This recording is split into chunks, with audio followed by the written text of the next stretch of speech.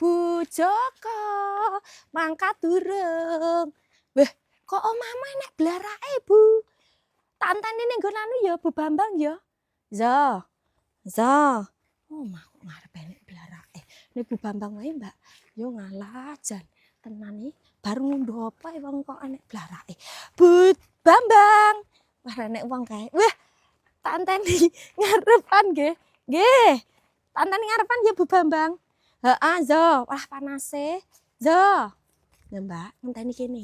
Arep pas enek rewange guyu. Ya ta ya. Deloken. Iki jenenge pasmican. Tukuku ning Olive Hijab. Kowe mesti nggumpul, Mbak Ri kok modele iki apik men. Bolong-bolong kok rantrawang. Heeh, iki bahane jenenge jersey bolong-bolong, tapi kandel Mbak, ora jersey kok tipis. Halah, angel men to. Ya ayo, iki nek nggo kacamata ora mleyot senengku ngono ki lho nek PT Olive Hijab ki. Nah, keren to.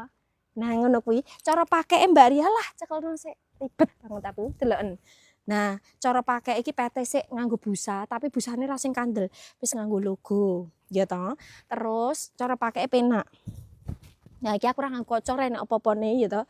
Langsung tegak paripurna nggo kacamata ndemes kaya wong sugih tenan. Masalah duit ki keri, Mbak, sementing penampilan nomor 1. Ya. Sik ya. Bu Bambang, yo.